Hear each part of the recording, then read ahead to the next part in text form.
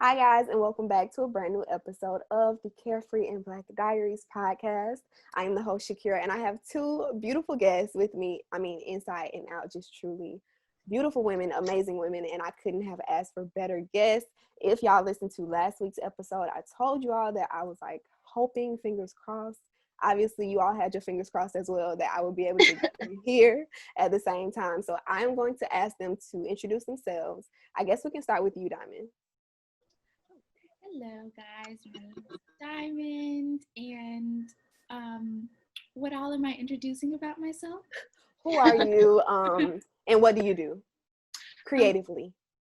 I am Diamond. I'm 24. I live here in Tallahassee, Florida, and you can say that I am like a content creator, artist person with my photos. Really, is what I do. Okay. And Abigail? Hi, my name is Abigail Hunter. I am a Florida girl, and I'm a content creator and blogger. And my areas where I express myself are through natural hair, wellness, lifestyle, and sustainable fashion. Yes, I love it. All right.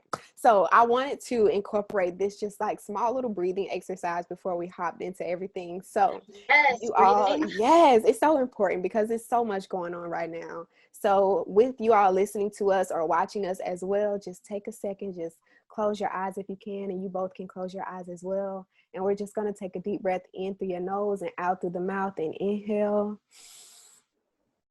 and exhale. And one more time, in through your nose and out through the mouth. All right. I just wanted us to do that together just Thank you. because it's a That lot. simple thing just calmed me down so much. So Yes, thank you for that. no problem. And I understand, like, we have so much going on. It's Sunday. We're recording on a Sunday. You had church this morning. You might have been Hmm. running around before you sat down, like making sure the lighting was good, making sure your computer was charged. So it's important to just take a second and just like, center, with everything. So again, thank you all for being here with me. I'm so excited because we have questions from listeners that they wanted me to ask y'all. So we're going to get into that later. But first off, I had this idea about having you all on because I was in the shower. My listeners know that I get like my best ideas in the shower. And I was like in there and I Shower, was like, toilet. yes, yeah, it's something about the bathroom. Maybe because there aren't like any distractions. So, Yeah, Right. you know, so I was in there and I was like, yeah. it's difficult. I know it's been difficult for me with the podcast, with YouTube, with everything going on, where I feel like, how do I navigate this space creatively, but still balance it, mentally, making sure that my mental health is all right, and also like not giving people too much of what they don't need at this time, because I want people to be Mhm. focused on what we have going on, as a race right now as well. And I don't want to feel like I'm hindering the progression, like, if that makes sense. Like, I don't want to be Mhm. dumping stuff on us when we really need to be focused on us as a group, a collective right now. So I was like, okay, I need Dime and I need Abigail to come on and help me, articulate my thoughts with this, because you all do it so well. I have been watching you all on social media, and you all have been doing a great job at just Thank you. balancing everything. So that's what we're going to be talking about. We're going to be talking about that first. So first, I just wanted to ask you all, how have you been doing mentally, like right now, as a Black woman, as someone living in the South? We're dealing with Corona. It's a lot going on. So how have you all A been lot. doing? Yeah. Don, you want to go first? Oh, um, you know, this is actually a great question because, like when everything was super fresh, it's a lot of emotions to deal with. Like for starters, with Miss Rona just kind of showing up at the door. I didn't even know that you didn't give me an ETA. You So weren't invited. I don't. So that's like one thing, trying to process, learning how to be inside. So now that we all are kind of figuring out how to creatively work our inside space, then the matter that we're not new to, but we're true to, kind of resurface. And it's like bigger than we could ever imagine it being.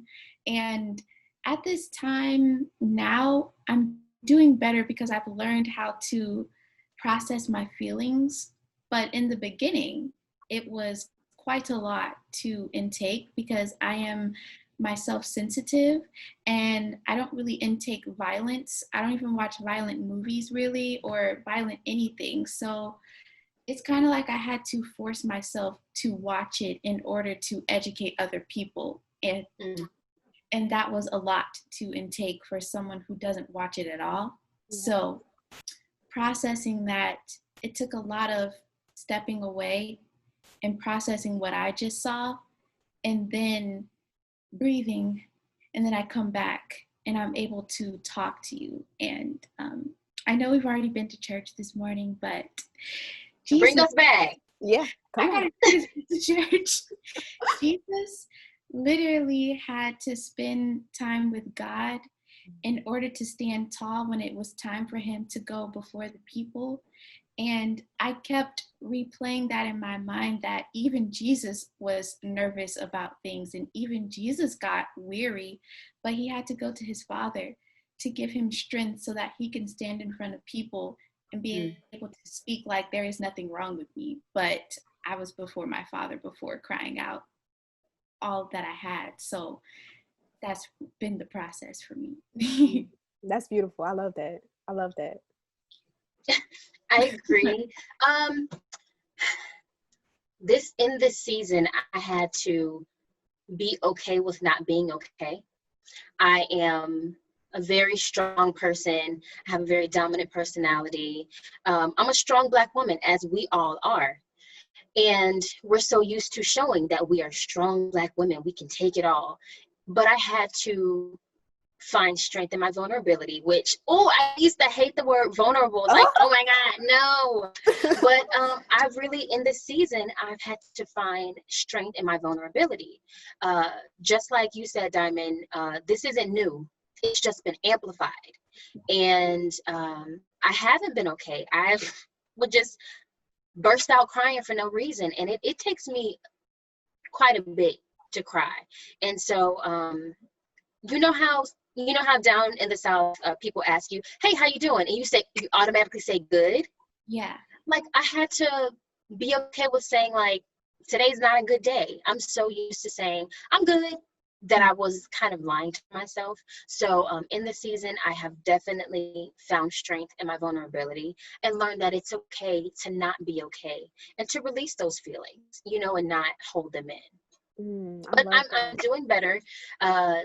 I'm taking it, I'd say 1 hour at a time. Sometimes I can't even take it a day at a time. You got to take it an hour at a time because so much has been happening. So I'm a God girl. And so prayer is always in my my daily activities. And so I just stay prayed up and pray for all those around me. I love it. I love it. You all are just, oh my gosh. I just know that this is going to be a great episode. Okay. I love what you both said. And Diamond, you touched on something that I wanted to circle back to. You said that you have to step away sometimes to be able to process your emotions and your feelings during this time. So how do you both process your emotions? Like, I know, Abigail, you said prayer.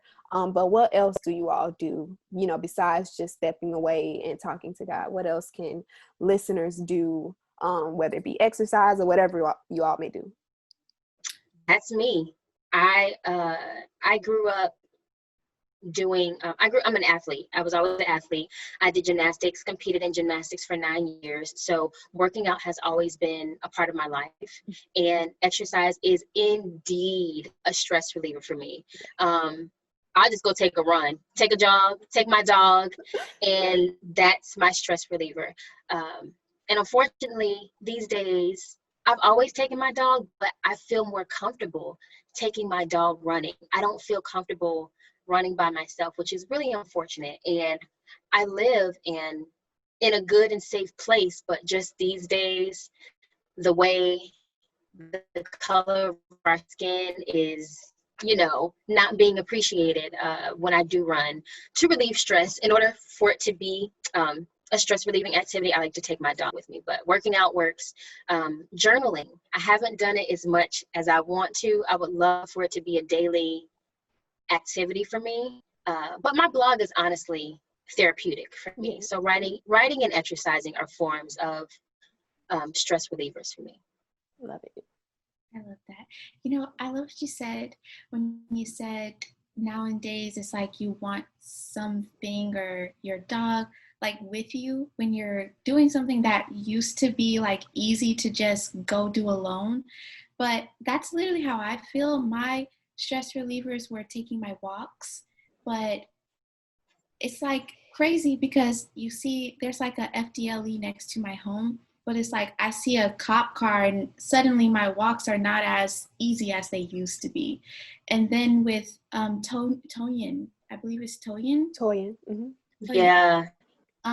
Just that situation, then my walks weren't as easy because I'm thinking about a black man. Is a black man watching me while I'm trying to take an easy walk? And it's like, ew, why do I have to think about those things about like while I'm trying to do something that used to be my stress reliever? Mm-hmm. So it's like, even in those moments, I have to remember that if I believe that I'm protected, then I am protected. So I have to go back and forth with myself, with God. And I'm like, okay. Like, I feel nervous. I don't like that. I don't like feeling weak. I don't like feeling like I don't know what to do. Because I think as women, especially Black women, we like to have the answer, and we don't let anybody make us feel like we're lesser than or weaker than. So it's like, it's kind of vulnerable. I don't like that. So that strength and that vulnerability is tough. Yeah. No, seriously. So I do love taking walks though. Forms of exercise. It's like, whew, I just feel great afterwards. Yeah. I've been dabbling back into yoga because the yoga studio that I used to go to, they closed. Namaste Yoga. It was on the Parkway. For good. I was I'm still disappointed, but because of COVID and everything, they had to shut down. So then they just sent an email and said, all right, we're just closed indefinitely. So I've been trying to like do it at home, and it's just not the same, in your house as opposed to a yoga studio. But I have been doing that. I have been journaling when I feel like my mind is just like restless. I'm like, okay, girl, it's time to pull out a notebook and write something down, because you're not helping yourself just going through the same thoughts over and over again. And then I have been trying to do better about like talking to people about how I'm feeling, because I'm so used to, I guess it might be like a strong Black woman kind of thing. You have to bear the grunts of the world, and if you feel uncomfortable, you just kind of have to deal with it. So I've been trying to get myself out of that mentality, like, no, you don't have to just deal with it. Call somebody, text somebody, and tell them how you're feeling. Like, it's okay to check in with people and say, today is just not a good day, I'm just not feeling it today. And Diamond, it's crazy that you said that about being uncomfortable, because yesterday I told my mom, I was like, I need to go and take some outfit pictures, because I bought some clothing from Black-owned businesses. So I was like, I need to take some outfit pictures so I can just like have the pictures loaded up and cute to post on Instagram. And she's like, okay, but you're not going by yourself. I'm going with you. So I'm like, okay, girl, she's like, it's too much going on. I don't want you out there by yourself. And I'm like, okay, because it's like, I'm so used to being able to just like go, as both of you said, like, when you please, go where you want and not feel, any danger or harm. But now with everything going on, you are kind of like looking over your shoulder, like, is somebody behind me, or things like that. So I was out there taking pictures yesterday, and my mom was like sitting off to the side, and we heard this car. So we like look, and we're in a parking garage on a Saturday. No one is there. And it's like the police car is like coming through the empty parking garage. And I'm like, who called you? Because it's like the parking garage, where the Department of Education is. That parking garage right next to it. It's like down the street from Cascade. And I'm like, who called you? Because it was just like so random, and it's not a place that you would just be like, oh, I'm patrolling through the empty parking garage. But you know, when I saw that, I just looked at her and I was like, you know, thank you for coming with me, because it just, things could happen so quickly and so easily. But anyway, I just thought that was crazy that you both mentioned that, and I'm like, girl, real life story right here, let me share it. Yeah, it's like, you know how in college, your freshman year, they teach you to have a buddy system. Like, don't walk on campus by yourself. I feel like we need to have a buddy system anywhere we go now. Yeah. It's sad, you know, like I do feel like we are in the midst of real change and real progress, but I hate that we have to go through this season of like being uncomfortable or feeling that we aren't safe, you know, but we kind of have to tear down these walls. And maybe it was a false sense of security or safety that we were feeling in the first place, and now it's like the veil has been taken off and it's like, no, this is how it's been all along. So here we are, we're dealing with it. So I wanted to ask you all, you know, to name a few brands that y'all have worked with, just so the people know that y'all have been those girls, y'all have done these things. So just, you know, rattle off a few brands that y'all have worked with in your experience. We can go back and forth because I got to think of a few, but my first one I can think of is my most recent one. It's a company called Lashed and Hooked. It's Black owned and woman owned. They sell non-toxic extensions. I don't know if you've ever had plaits before, you know how sometimes your scalp can break out because the hair has stuff in it and you have to soak it in the vinegar and all that kind of stuff. It already comes non-toxic. And so they have a great following. They have like over 40K followers, and I had a great time making content for some new products they had come out. Oh, okay, wait, I want to hear more. So you know, we love hair, especially natural hair and natural products. Yes, and protective styles. Yes, because you know, when I try to wear protective styling, I have to take it out kind of quickly because my face breaks out so bad, because anytime like the hair rubs against, I'm I'm getting little bumps. I'm like, okay, I gotta take it out. Yeah.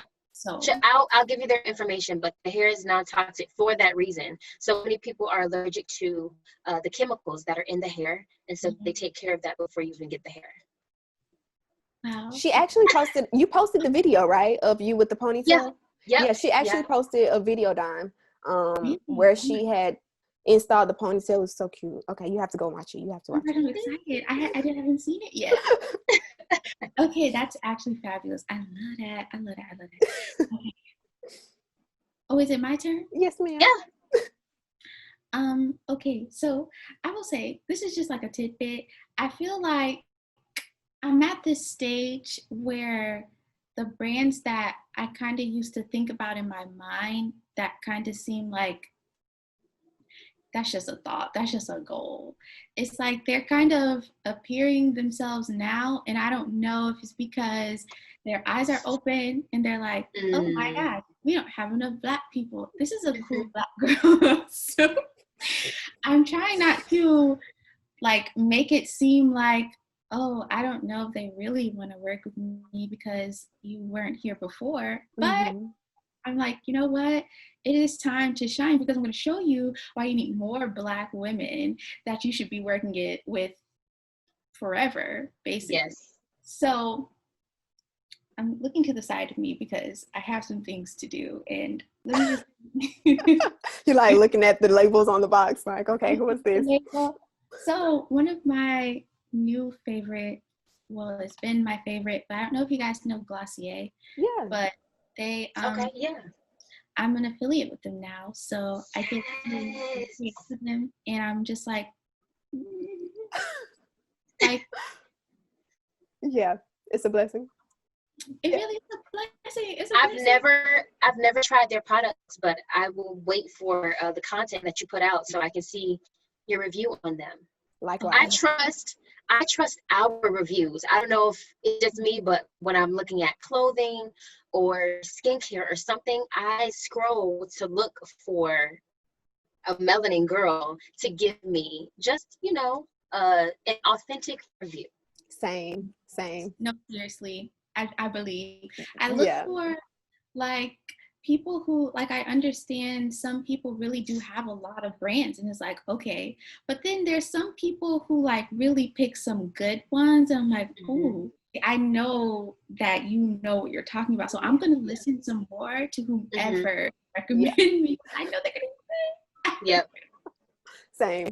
I try to I try to be one of those consumers that can just like read a few reviews and like, okay, I'll spend my money, but I'm just not that girl. Like I have to see one of us to be able to get on board. You know, it's different coming from one of us. I don't know why. I don't know what it is, but it's different. It's different. Even when I'm on Amazon, I'm like, nope, I haven't found the right review yet. I haven't found the right one. Which has made me make sure I go back and write reviews so I can be that person for another Black girl. Yes, that's important because oftentimes, I'm not gonna lie, you know, I buy things and then, you know, you get that follow-up email like, would you like to leave a review? And I'm like, girl, no, I already got my product. I don't need to do anything else. But now I'm like, okay, Shaakira, just go back and write, you know, 2 sentences to let the girls know that it's okay. Yeah. So you know what it is. I wanted to ask y'all if you know, with everything that's been going on, a lot of influencers and creatives have found that a lot of brands have been reaching out to them, you know, new brands, not new brands, but, you know, they haven't heard from them before. Do you feel like a lot of, and I guess I want to just keep it to huge like corporations. Do you feel like a lot of these huge corporations are really on board with the movement that we're having right now? Or do you feel like they're trying to, you know, get more Black influencers and creatives to come on board to just kind of like showcase their diversity, but not really be diverse? And like, if this is a trend, how long is this going to last? So how do y'all feel about that? I feel both ways. When I think you guys know Jackie Aina. Know of Jackie Aina? She put a post out there where, you know, her and a lot of other bigger influencers called out these big companies and were like, hey, I want you to list how many Black people work at your corporation. And, you know, all the companies were doing that. So I think some companies are striving to do the right thing. And then I think some other ones, I don't feel them. I feel like it's they want to be a part of the trend. However, I think as a Black influencer, whether or not they're getting you for a trend or because they really want to work with you, they need to pay you. Yes. So whether they're getting you for a trend, make sure your prices are right, because they need to pay you your worth. Yes. So agreed. If you want to pay to have this skin complexion on your page, be ready. Yeah. Okay. Be ready for this rate sheet, for this media kit. Literally, if I don't see the word R and ending with an E, rate. I don't know. I don't hear you. I didn't catch that. Can you send your email again? Right. Because obviously you missed the part. You missed something. I didn't see mine. Yeah. But I definitely agree with you. I definitely agree because you can kind of tell when there are some brands who are genuinely like, oh my gosh, like because I can't really totally fault them to a certain extent, because if you're used to seeing something and no one has ever called you out on it, then it's kind of like you would assume that's okay. Mm-hmm. But now that people are dragging you by your last hair follicle, you have no choice but to like, okay, nobody ever checked me before. Also, my privilege of never being checked really starts to show. Mm-hmm. So now it's kind of like, okay, guys, we got to pull it together. Honestly, I love the drags. They're fabulous. I'm here for it. I am here for it. All of it. No, really, some people just needed it. So I really hope that the brands now, like whatever the intention are, as a Black creator, this is your chance, this is your time, like whatever their reasoning, you better show out. Right. Be ready. Stay ready. Stay Yeah. ready. Speaking of staying ready, so this is a new uprising. I mean, I kind of feel like it's a new Renaissance era. And I think that, not I think, I know that Black creatives bring a lot to the table, a lot of new ideas, a lot of new content. So for newer creatives, or for maybe those influencers that maybe they just accepted free product from these companies before, but now they feel like, okay, it's time for me to start charging. How did you all navigate that playing field? Like, how did you come up with your rates? Where did you research your media kits? Like, things like that, things that they should know stepping into this arena.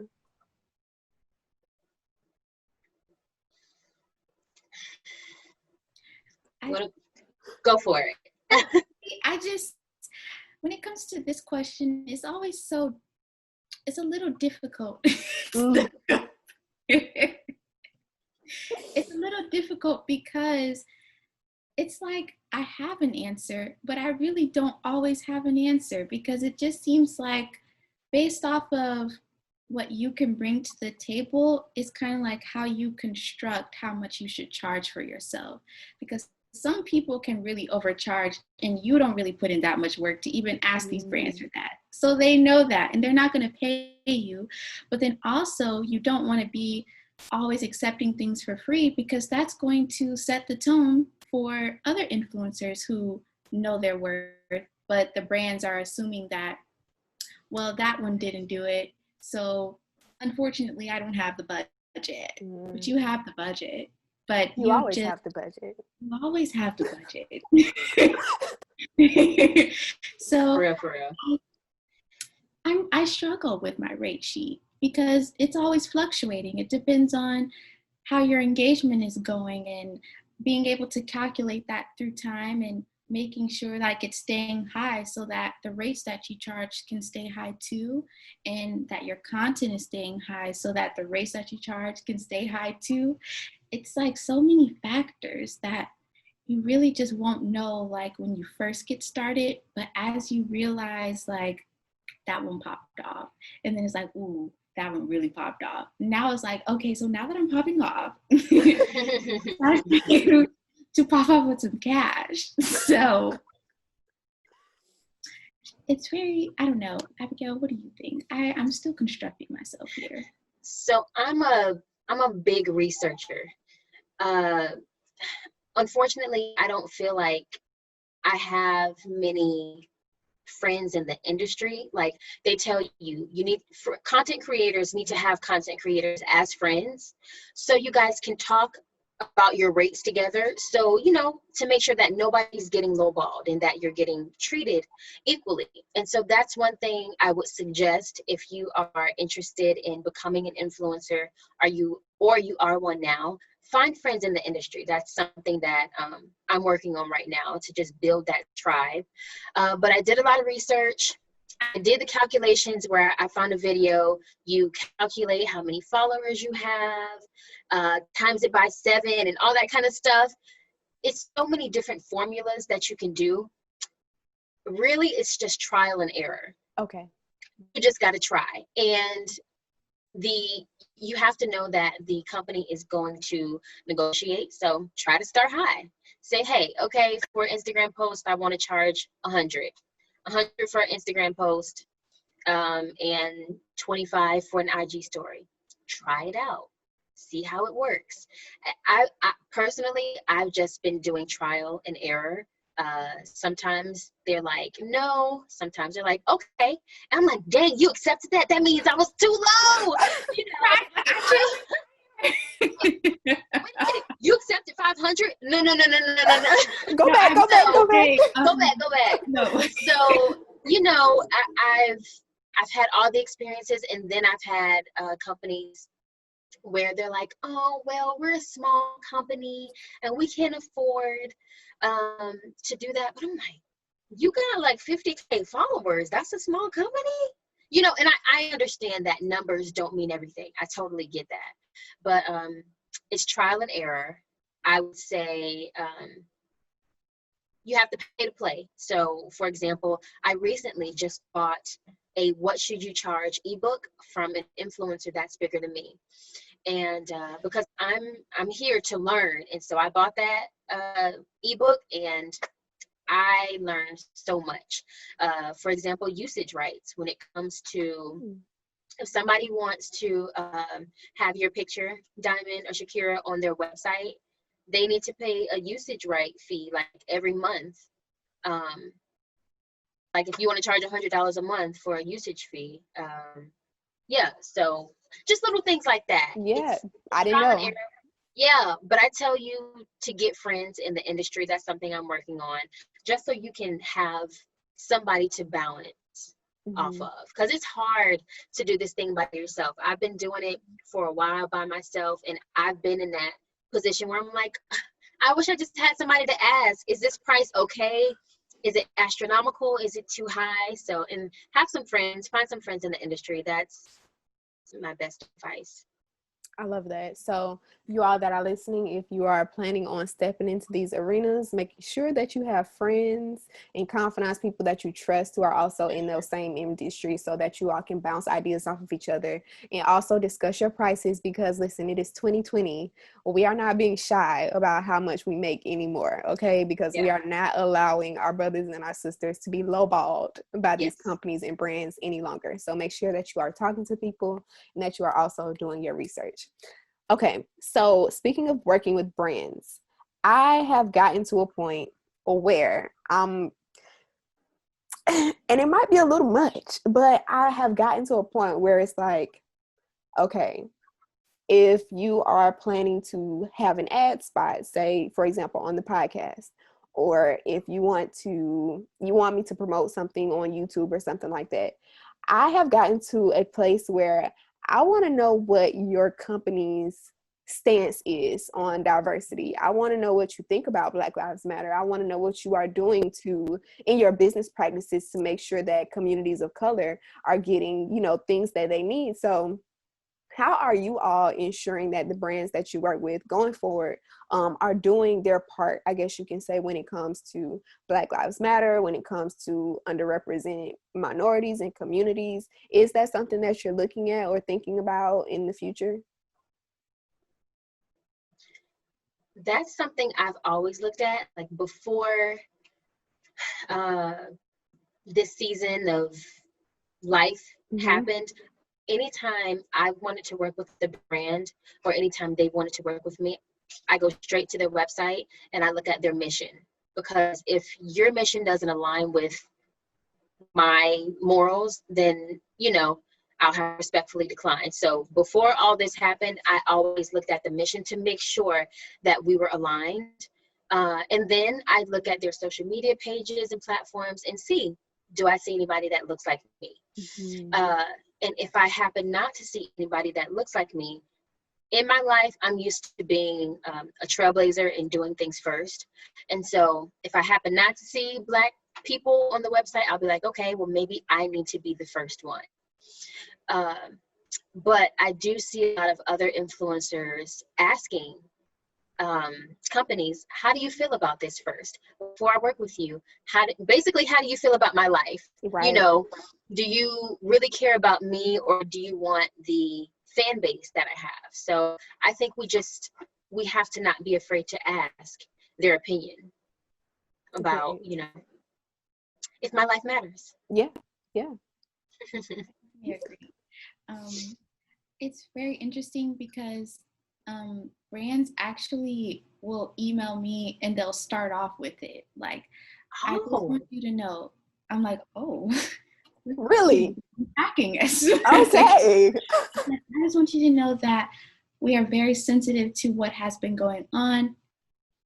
Some have said, I'm not reaching out just because you are Black. Like, just laying it plain, like, okay, know that these are the organizations that we have donated to, and we do plan on doing XYZZ, XYZZZZZ. Hold up, can we just clap for them? I said, oh, that is, I love that.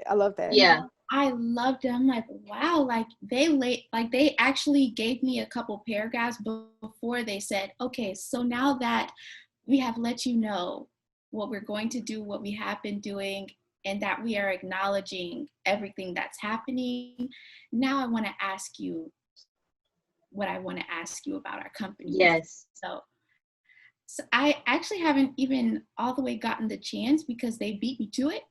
So I guess they see that. That's good. That's good business practice. That's being proactive. Yes. Respect. I love that. I'm like, "Purr." But there are some brands, you know what I'm saying, that I have discovered some very unfortunate things. And I'm just like, dang it. Like, I liked you. I really like you. I love your products. And I'm working on one of them. I'm going to have to email and be like, listen. I want to talk to you. I want to talk to you because I've been a fan. I've been a stan. And I just hate what I've learned. And I just want to know, is this still true? Like, are the accusations true from back then? Are they still happening now? So it's some things that I'm trying to formulate emails for, to just ask some questions. I hope they don't get offended, but kind of it's like it don't really matter if you get offended at this point because It don't matter. Yeah. we don't have anything to lose. Yes. But business. That's it. That's it. Yep. I love it. So I want to get into some questions from the listeners. I posted Instagram story. Oh, I had my phone on. Oh my gosh, y'all. Elaine Welteroth. Y'all know Elaine. Yeah. She liked my comment. She did? You won't be able to see. Can you see it? Yes, girl. Listen, Elaine. I like her. I love her. She is, oh my gosh, she's amazing. Okay, I got distracted. I'm sorry. Her stoop. Did y'all finish her book? I don't have it. I never got No. You can borrow mine. Thank you.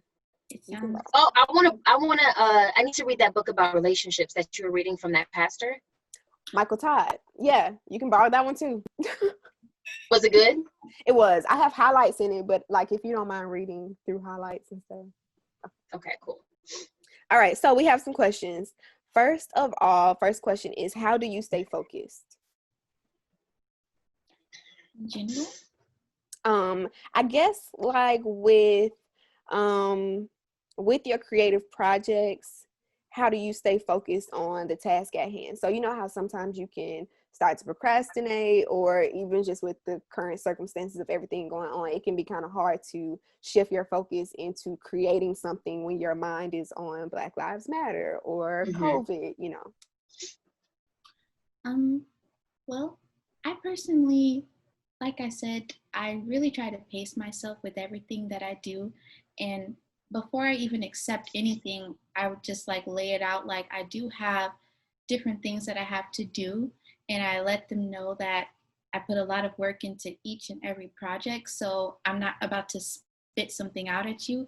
It's going to take time. So with everything that you do creatively, if it really is truly your passion, then you will pace yourself with everything that you do, because you want to give each person, each brand, each thing your best, so that when you present it to people, it's not just, here's a brand that I'm working with. It's like, this is the brand I'm working with. I chose them for a reason. I created this for a reason, and you can see what I put into what I created. So your focus will kind of come because it's so passionate to you that you have no choice but to put everything that you can to make it the best, and until you complete it. That's good. How have I been able to focus and concentrate? So honestly, I've learned to create in bulk. Okay. So with everything going on in the world, coronavirus and just life in general, I don't feel like creating every day. I have those days where I want to do absolutely nothing. And so when I have those days that I have energy, I just like shoot out content. It's kind of like a create in bulk content day. So maybe, 2 days out, instead of creating something, every day, sometimes just in one day, I'll do 4 projects or have 4 different photo shoots. So in this season, I guess I've been bulk creating. I think I just made that up, but I like it. But I it's like a thing. Yeah, I've been bulk creating because some days I feel like doing nothing. And so whenever I have that energy, I just really take advantage of having that energy and just go for it and pump out as much content as I can. I like that. And I like that because I have this calendar here. So if you all struggle, listeners, if you all struggle with focusing or keeping track of things, you can't see it, but you have like podcast days. I know I need to have a podcast out every Friday and every Tuesday. So I know that is something continuously on my schedule. And I like bulk creating, Abigail, because I do that too, but I never had a name for it. But I'll just like, some days you just wake up and you just feel like creating something. So, okay, I might write something, I might record a podcast, and I might film a YouTube video all in one day. And at the end of the day, I'm pooped, but at least I got it done. And tomorrow I can just rest. So I like that. And it's a good thing. It's a good thing to do just to be prepared for the future. If you happen to be sick one week and, you have 2 or 3 podcasts, 2 or 3 blog posts already set. So you don't have to feel like you have to work while sick. So it's just kind of planning ahead. Absolutely. All right. One listener says, how does one discover their creative calling?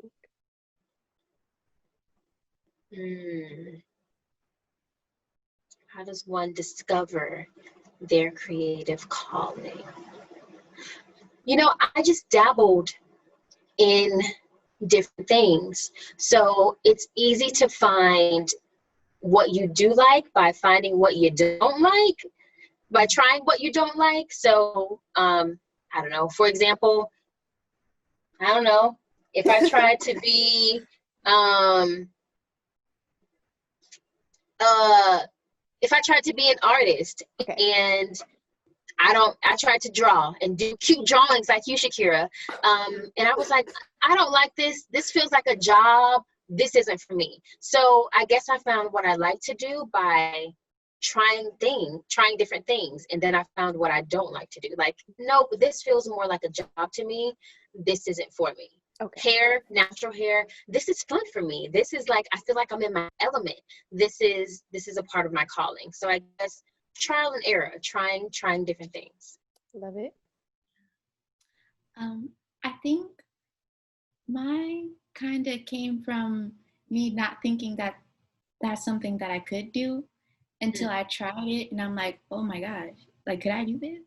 So my true like creativity started from modeling first, and it was something that was like, I mean, I'm short, I don't really look like a model, so I know that I see them and I love what it looks like and how it made me feel when I was a teenager, but I didn't feel like I could be one. But I knew I loved taking photos every day for some reason.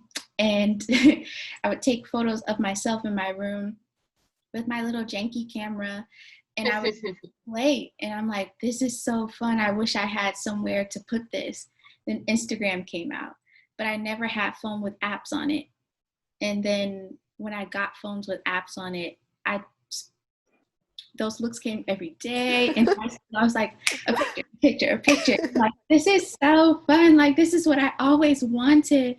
So when I tried it, and then I prayed about it, because I told God I could not get it out my head. Why not? It doesn't seem like this is something I'm supposed to do. But he said, yes, it is. And I said, okay. And then it just you gotta listen. You're right. I'm like, okay, God, I hear what you're saying.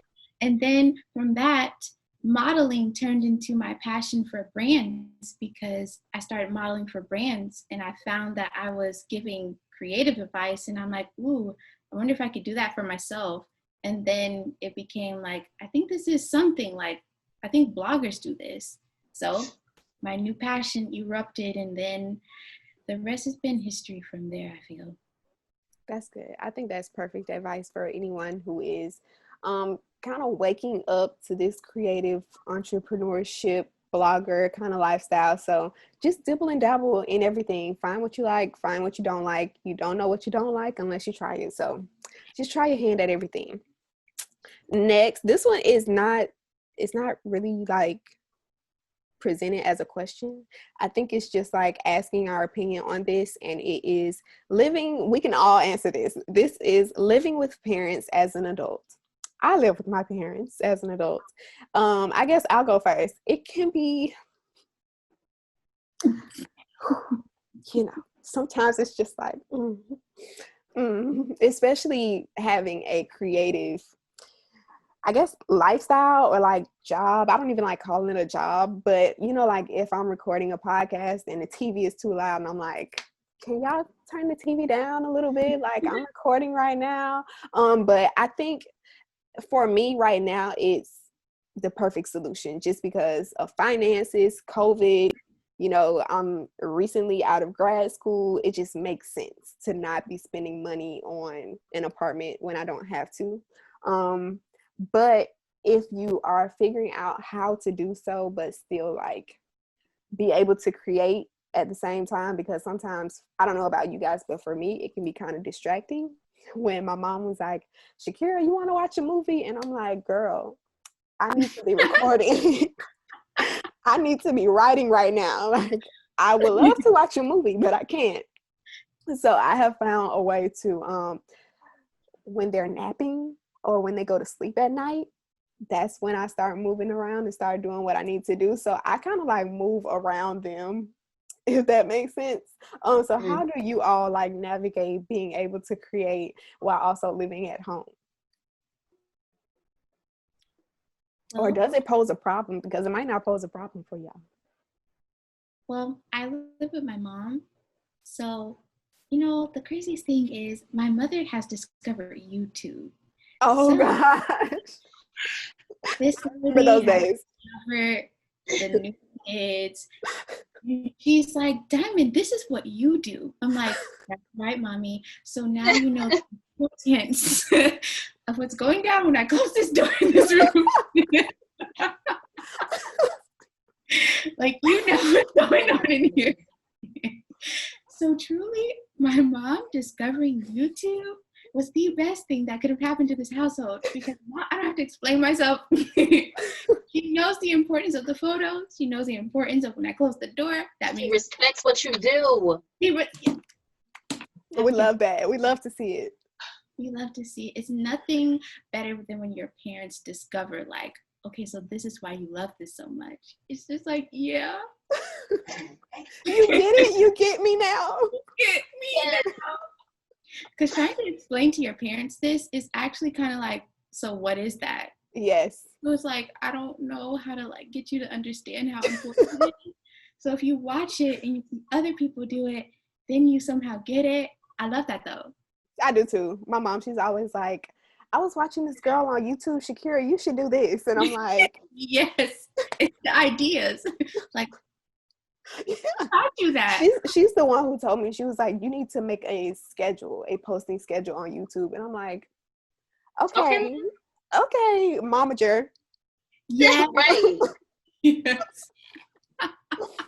Oh gosh, how has it been for you, Abigail? So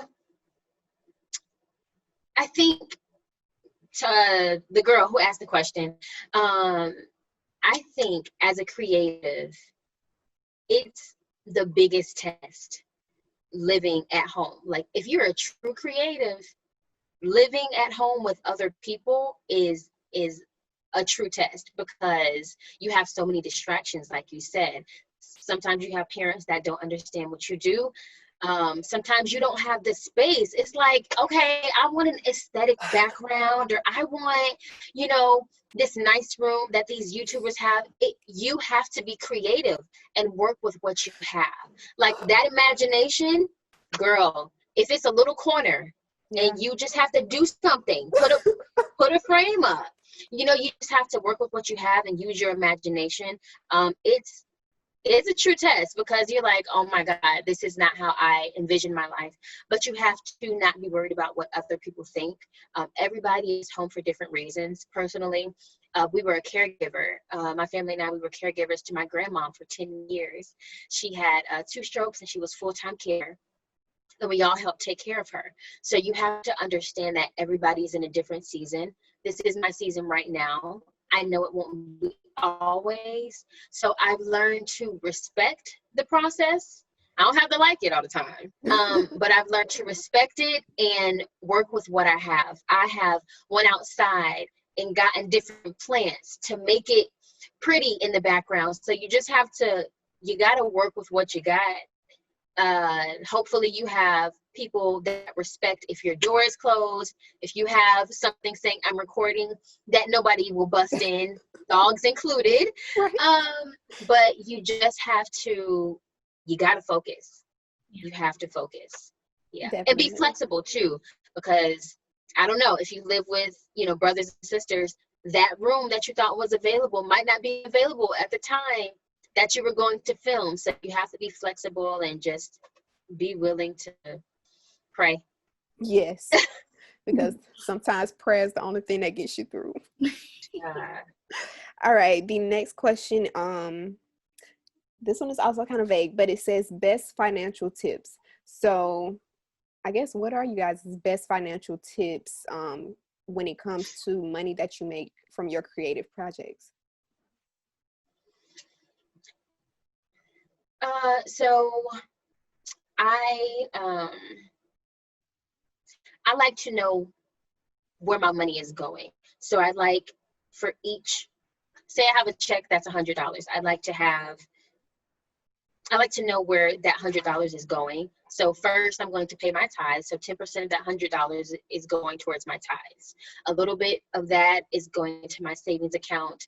So I like to know where that money is Right. going, instead of like, oh, I have this $500 from a company, I'm going to go shopping, I'm going to pay a bill. No, I like to know where each dollar is going. I like each dollar to have a purpose, Mm-hmm. if that makes sense, because that helps me budget. So if I get a check from a brand, I'm like, okay, pay yourself, pay First. God, Yeah. pay yourself, put some in your savings. And that's how I budget. Like, okay, girl, you got $70 to spend this week for this check. So I guess I just like my dollars to have a purpose, instead of being, just up in the air and not knowing where my money is going.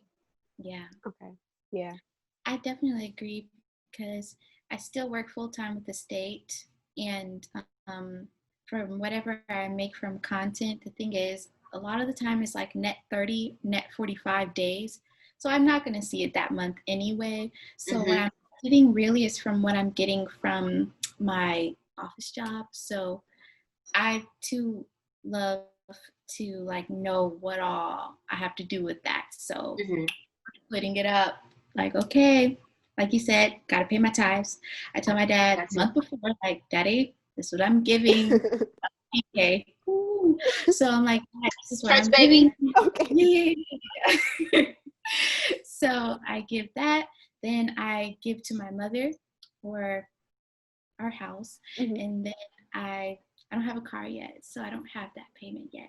But That's a blessing in disguise, sis. Girl. they tell me, but it's like, I'm actually praying for a car now, because I think I'm excited. I think I'm ready.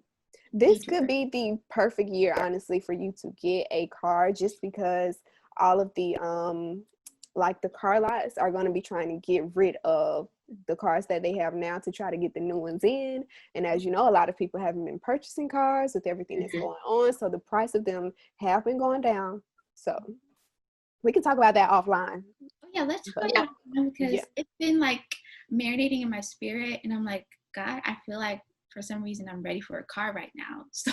And also, just in case anybody is listening that may be looking to purchase a car, Enterprise, the rental car company, they sell cars as well. So like they only keep the rental cars for so long. I think it's like a few months before they put them up to be sold. So you can also, especially if you are a recent college graduate, I think they give you up to 3 or 4 years after you have graduated from a university or college, and you can join their college program. So you can get a percentage off, and they can help you with financing. So just in case.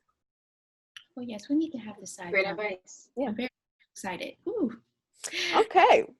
I hope one of y'all can use that advice too. So next, a few more questions, y'all. So being a creative, do you struggle with the business aspects of your venture?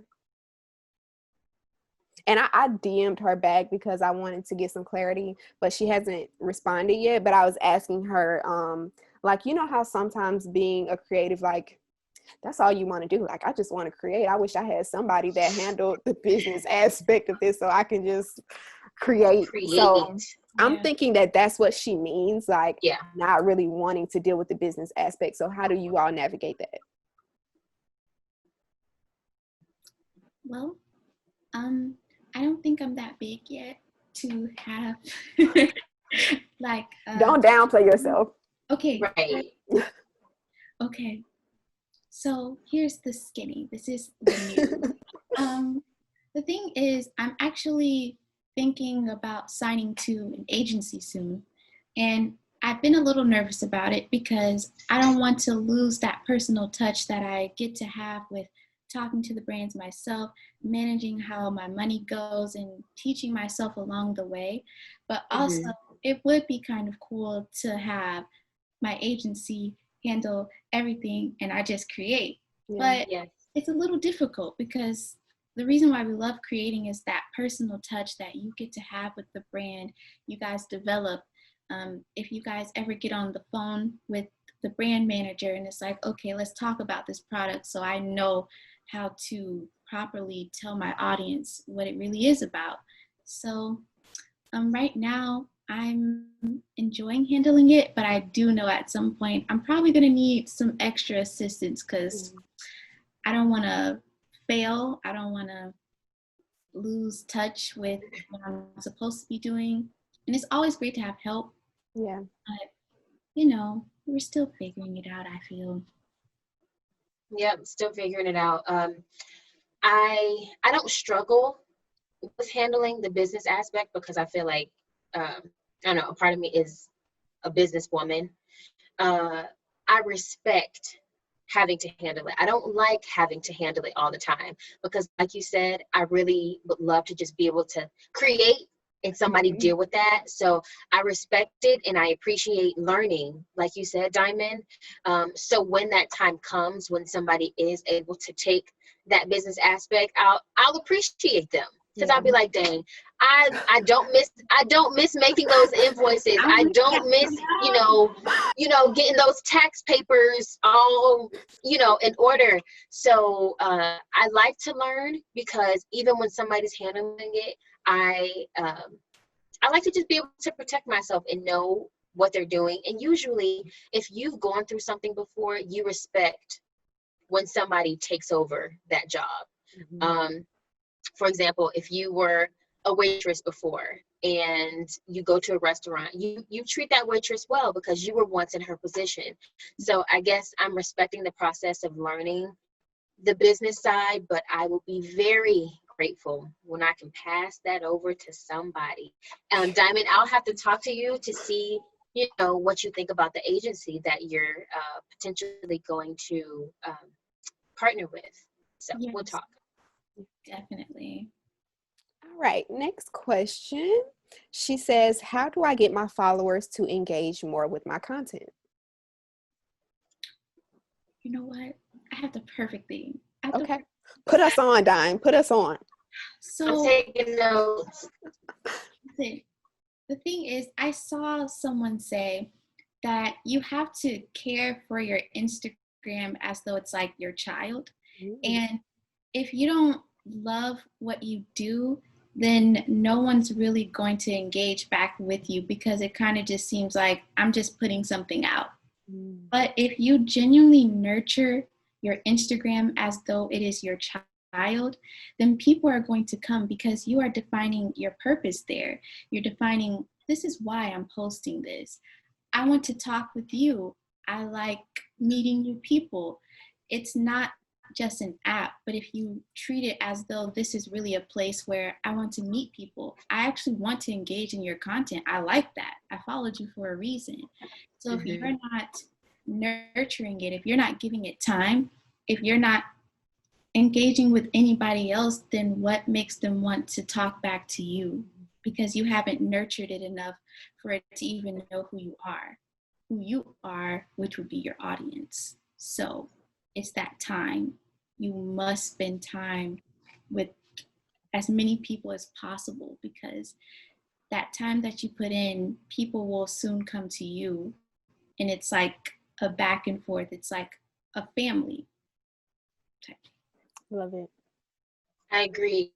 Uh, I, like you said, I think in order to get more engagement, you have to engage. So in order to expect people to comment on your page, you have to take at least 30 minutes out of your day and comment on their pictures. I guess it's a give and take. And so people who I follow, I make sure that I'm liking their pictures, I'm engaging with their content, I'm leaving nice comments on their page, and so they can return that favor. I also uh, leave open-ended questions or some type of action item within my caption. People love to give their opinion, and so if you post a picture, leave a question at the end and say, put a comment below, tell me what you think. Usually you'll get engagement that way. And on your IG stories, make sure you use that poll and make sure you ask questions. Just find ways to get the conversation started, which will, keep the engagement up. Love it. So basically, people need to have a personal touch and not just view social media as just social media. It is an extension of you. Yes. Okay. Perfect. Next question. What are some ways to balance and earn money for your dream career with your full-time job or part-time in you guys' case? Wait, do you mind asking the question once more? Yeah, of course. What are some ways to balance and earn money for your dream career with your full-time job? Okay, so I guess how okay, so for example, when I am working, I'm using some of the money from my real job, I guess you can say, to fund my creative projects. So when I purchased the microphone, I used the money that I had gotten from my real job to purchase that for my creative project. But how does one balance that, making sure that you're not using too much of your money that you need to live, funneling it into your creative projects? Well, I think it goes to what it goes back to what I was saying is budgeting and knowing where each dollar you make goes. And so, you put aside your money for your tithes and your savings and your bills. Know how much you have to play with. So say, okay, $50 a month I have to put towards my business. So am I going to buy a microphone for my podcast? Can I invest in a ring light for my YouTube videos? So I guess, if you can kind of have a budget, a monthly budget from your full-time job to put and invest into what you really want to do, that's kind of what I did. And so one year I put aside a certain amount of money I was saving, and I was able to buy myself and invest in a ring light. And from there, quality went up on my videos and more companies reached out. So just know where your money is going. oh yeah, I definitely agree with you. And something that I actually started doing when we were in quarantine, Abigail, you said I want the background like the other influencers. And I'm just like, you right, because that was me. I'm like, mine is so boring. I come in my room, I'm like, so what I did was I'm like, okay, I'm inside. It looks like I'm going to be inside for quite some time. So I actually started taking some of my money and I wanted to see where it was going other than food. So I started to revamp my room and I'm like, okay, what do I see that I like? Okay.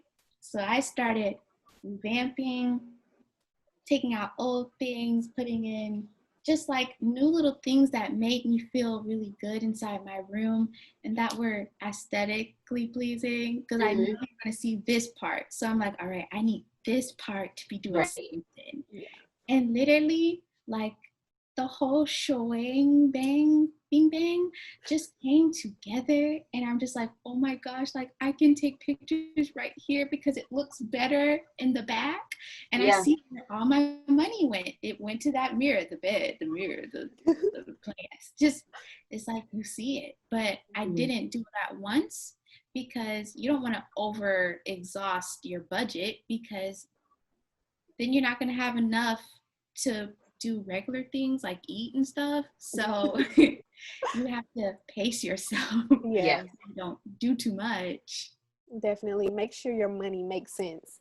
So I think as consumers, we can like, we want to just buy, like, I need to buy this, I need to buy that, I need to buy that, because once I have all of these things, then my content is going to pop, or then I'm going to reach this new level. But I have found, you know, through the years that I have been doing these different creative ventures, that working with what I have has been my best option for years. And I started blogging back in 2014, so 6 years ago. So it's like with the podcast, and I say this all the time, and I tell y'all all the time, I get so many questions about podcasting. Use your phone. Like these iPhones, they have a voice recording app. I was using that for like the first year. And then after that, I joined the pod, which had a microphone, so I would record there. And then with COVID and everything, I probably still wouldn't have bought a mic if COVID hadn't happened, because I was using the studio at the pod to record. So COVID forced me to purchase a mic. So don't feel like you need to buy all of this stuff that you really don't need, because honestly, your best ideas come from a lack of resources. Like when you have to make stuff work, that's when you get creative. Yeah, and you have to remember that it's the content that matters. I've watched videos of people where the background isn't that great, but you know what? Their content is really good and they're entertaining to watch. So just their authenticity and great content is going to bypass not having a great background. If you don't have great lighting, it's okay, because I know you're about to give me some golden nuggets and some information. Yep. You know what I'm saying? And also, your fan base loves to see you grow. And sometimes, you know, I look under people's posts and they're like, oh my gosh, I remember when you were just starting and you did this video on your iPad and now look at you. You know, and so I think people just love to see that growth and love to know that they've been there for the journey. So don't be afraid to start and not have everything. I love the quote that says, you don't have to be great to start, but you have to start to be great. Just start before you're ready, and then the professionalism with everything else, it'll come. But as long as you have great content, just keep going. Definitely. And the rest will come. Okay, 2 more questions, guys. Is comparing yourself ever a good thing? Never. You tell me when it's a good thing. Never. There's this quote that says, comparison is the thief of joy. Absolutely. Nothing good has ever come out of me comparing myself. And I've had my moments where I'm like, oh my God, look how far they are. Why am I not? Your mind just goes, and you can just go down a rabbit hole, and just do yourself the favor and not compare yourself. I think how I've learned not to compare myself, because we all have those moments. We're human. I've learned to acknowledge, okay, you're trying to compare yourself. So I acknowledge that it's happening. And then I just kind of change and shift my mindset. So know that the thoughts will come, because we're human and it happens, but just learn how to shift that mindset and don't let yourself go down that hole, because it's not going to benefit you in any way. I definitely agree with you. I think that something that I had to learn was that, like, just the power of being you. And it's like, I could try to do exactly what you did, and I promise you it will never come out the exact same way, because none of us are the same. So if you keep remembering that, oh my gosh, like, I will never be able to do what you do because it's you, then it's hard to compare, because I already know I can't do that anyway, because that's not what I'm supposed to do. Mm-hmm. So we're all so uniquely made, and we're so individual that it's like when you know your power and that nobody can do what you do either, then it's like, dang, like y'all can't touch me because you can't do what I do. Not me. Yeah, that's your magic. That is your magic. That's your magic. And the person that asked the question, I hope they know that it's okay to be inspired by other people. I'm inspired by Shaakira. I'm inspired by Diamond. I love their content. Diamond, I love the aesthetics on your page. I'm inspired by her, but I don't compare. But I don't compare myself to her. We're two totally different people. So I admire what she does, but you just have to, it's a thin line between being inspired and starting to compare yourself. So just make sure that you don't cross that line. Definitely. And the last one is a fun one. What is your favorite quarantine snack? Who asked that? An anonymous Diamond. I really, you know what? Guilty pleasure. I love a good chocolate chip cookie dough ice cream. That one keeps me going. It just keeps refilling up in my fridge. Mysteriously. How did you get back? I thought I finished you.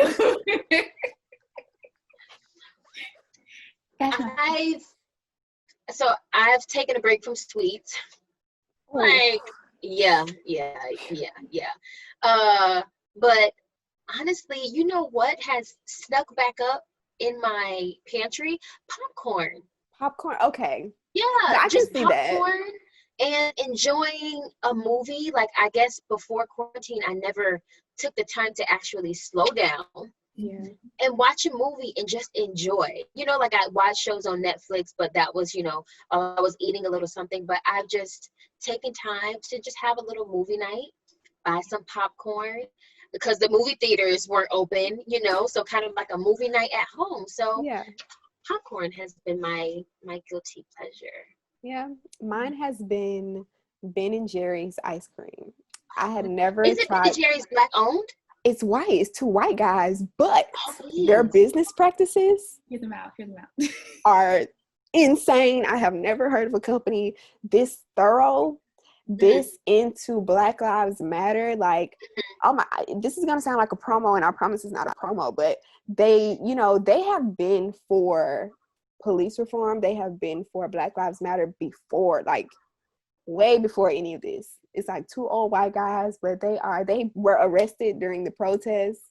They were out there on the front line. They they employ former prisoners because it can be very hard to find employment after you've been released. So they employ former prisoners. Everyone is like an even playing field. It's not like based on your experience or anything like that. They get cookies, like real cookies and brownies and things like that from local bakeries, and have that, for the ice cream. So I'm just like pro Ben and Jerry's. So I've just been like stocking up. So that's been my guilty pleasure. And whenever I start feeling bad about eating so much ice cream, I'm like, at least I'm supporting, So I will spend that. Yeah, I used to get the small ones that you have for like 99 cents or $1.99, and that will make me feel just getting the small one. Bro, that Ben and Jerry's gonna do it every time. Every time. Abigail, did you freeze? Okay. What's your favorite flavor? Let me see. I have tried. Right now, my favorite is it milk and cookies? Is it milk and cookies? I think that's the one I just finished. I have one up there now. It's like strawberry cheesecake. I really like that one. That's yours? Okay. That's fine. I tried fudge brownie, and I also tried I think it's like a snickerdoodle one, but it was good. It was good. Anything Snickers, I'm here for. Yeah, it was good. So that has been my guilty pleasure during this time. I need to lay off the ice cream for a little while, Me too. But I am so glad that you all were able to take time with me during your busy schedules, and our listeners, our Carefree family, and offer your expertise and your wise words. I just know that they are going to appreciate it and love it so much. Is there anything that either of you wants to leave them with, or any projects that you have coming up that you want to share and you want them to be out on the lookout for? Oh, and your social media so they know where to follow you too. Well, first, I'm going to say what I want to leave you with is something that I'm practicing, and it is meditation. And that's something that I am trying to implement every day, either at the start of the day or at the end, and just turning off everything. If you want to turn on music, you can turn on your music and just breathe for like 15 to 20 minutes and just don't think about anything and just let it release from you so that you can reboot yourself, start your day or end your day. Just take some time to meditate. I swear it will change your whole energy. Just like we took the few breaths before we started, and it was like, you know, good. I like it. Yeah. Take some time. As for some projects, I don't even think I can say it yet, but just know there's some pretty exciting things coming for me. We'll be waiting. I'll tell you off camera. But you can find me at Diamond, DIAMOND, Alicia, ALICIA _ on IG.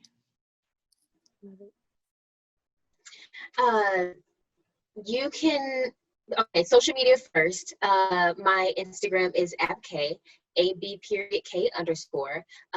And check out my blog, The Abnormal Life. It's about the outside of the box way of living. Yes, she has on my shirt. I'm so grateful. I have a blog coming out this week, but that shirt right there, We Shall Overcome, turn around, today, period. Yes. Today. Okay. Like modeling.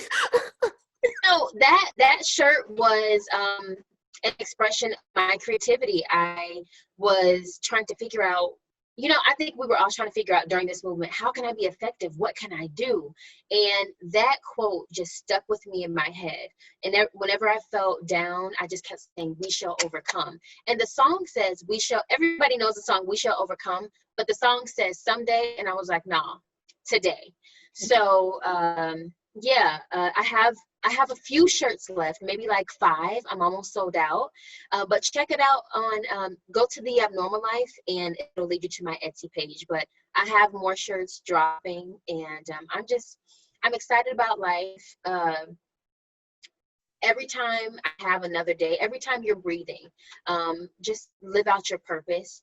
My advice would be to take care of you. My morning routine is my everything. I fell off a little bit, but I've gotten back to it. So I've woken up earlier, and in the morning time, I do my daily devotion and I write out my affirmations. And just that 20 minutes in the morning, just by myself, no phone, maybe some meditation music and just my warm lemon water. Just that me time, that 20 minutes just really sets the atmosphere for the rest of my day. So just taking care of myself in the morning is really important. So just don't forget that morning routine. Definitely. Thank y'all so much. Don't hang up because I'm just going to close us out. But thank you guys so much for watching. Thank you for tuning in for a new episode of the Carefree and Black Diaries. I hope that you all enjoyed this podcast. Don't forget to stay black and carefree. And we'll see you guys in the next episode of the Carefree and Black Diaries. Bye, guys. Bye.